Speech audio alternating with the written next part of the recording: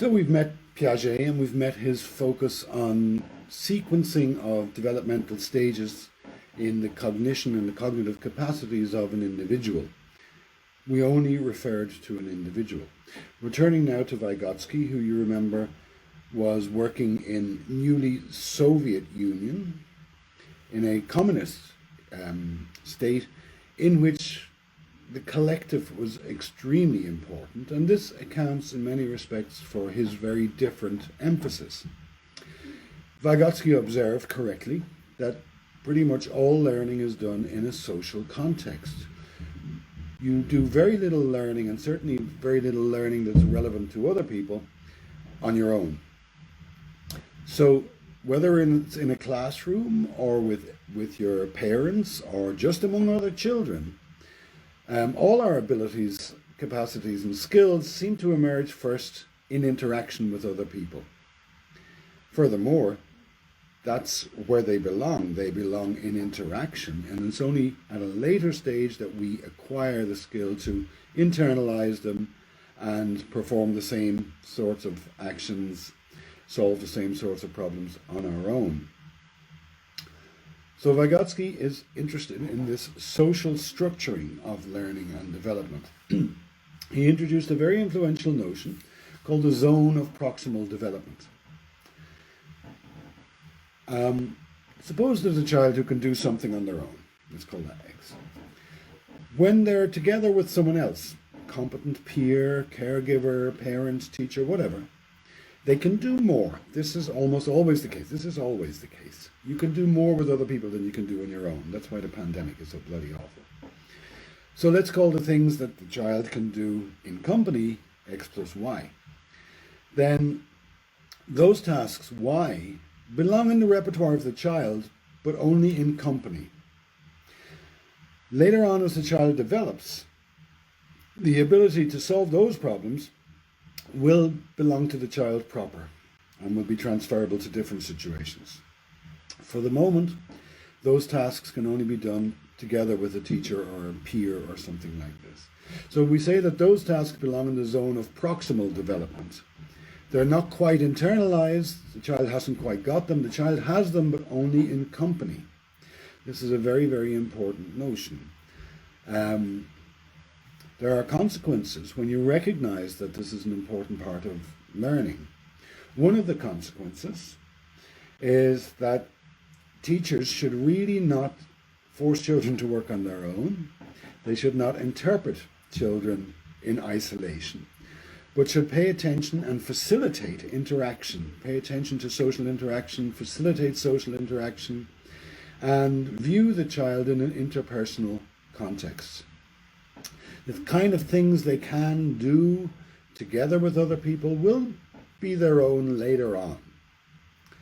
There's another implication for this, and I hope you've already realized it. Our entire examination system is nonsense. What do we do in an exam? We shut you off from all your social contacts. We even shut you off from those tools that you, under ordinary circumstances, use, your computers, your books, your notes. We examine you as if you were naked and alone and unsupported. Vygotsky would reject that out of hand. I think he's absolutely right to reject that out of hand, but I don't design the Irish educational system. But it's quite clear from Vygotsky's work that our mode of examination is nonsense. And happily, the move in Irish education, accelerated now in pandemic times, has been away from that kind of examination. Vygotsky also had a lot to say about the co-development of language and thought. Now, this is very interesting because we met Jerry Fodor, who tried to grapple with the inchoate notion of thought by emphasizing that some things that we might call thought are language-like. And that raised lots of questions in that context. Well, Vygotsky noted that young children think out loud. They don't think in a quiet internal voice. They have to be told to suppress speech at a certain age. So this inner speech, which Fodor will pick up on as the language of thought, is not entirely different from public speech. In keeping with Vygotsky's perspective, the ability to language, to engage in spoken exchanges with people necessarily occurs in public. And the ability to use that on your own is something that you acquire. So it initially belongs in the zone of proximal development and only later becomes internalized. After it's become internalized, its character changes somewhat. It becomes idiosyncratic and compressed. We spoke quite a lot about that. Another thing we met earlier on in the module was the cooperative I hypothesis, where we pointed out that it's a peculiar fact of human biology and human sociality that we are very aware of where we're all looking. We can pay attention to the whites of the eyeball and spot what other people are paying attention to, so that children are necessarily involved in the activities and concerns of those around them from an early age. So once more, Vygotsky, working in Russia in the 1920s and 30s, way ahead of the pack here. When you look at this more closely and you look at the kind of utterances that children give when they're very young, when they haven't yet internalized speech, what you find is very often those utterances sound like they're coming from the caregivers. So the children will say things like careful and don't fall and don't do this. The kind of things that parents say to them, they say. So that's kind of odd, isn't it? It's like the child is a little resonance chamber, echoing the voices of those around them.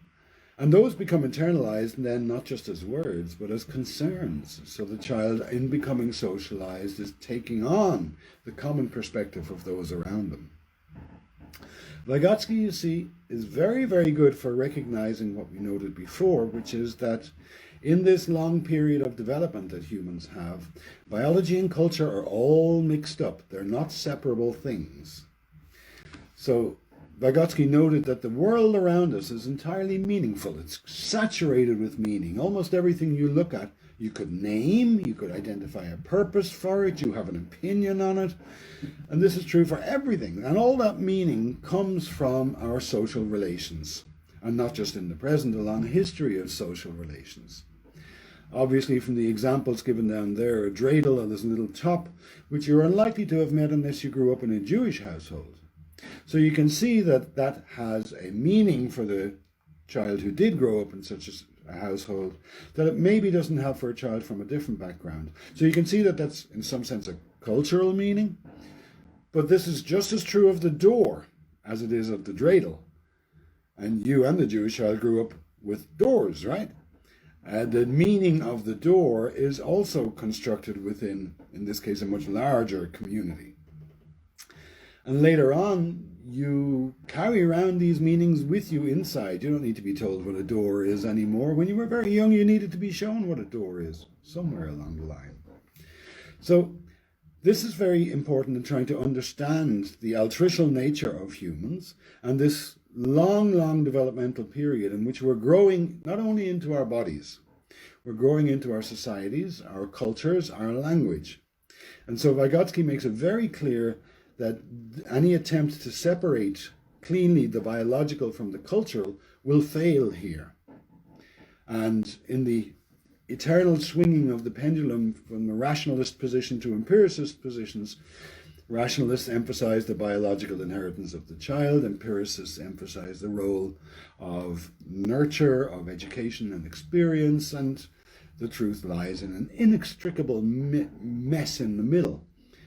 I think the anthropologist Clifford Geertz put this very well. He said, "Man is an animal suspended in webs of significance he himself has spun, and I take culture to be those webs." So he's seen culture as a biological thing. I forget who else it was said that humans are born expecting culture the way a fish is born expecting water. So this really emphasizes the continuity between nature and culture, and if you like, it emphasizes our embedding within the natural order. So those two developmental psychologists are two among very many. They represent sort of extremes in their focus on strongly on the individual and strongly on society, but they make it clear that adopting different perspectives with respect to the person illuminates them in different ways, provides different insights, and they don't have to add up to one story. Incidentally, they were aware of each other's work. I think they communicated. I don't know if they ever met. But again, don't treat them as a football match. Treat them as like having different torches to shine into a black space.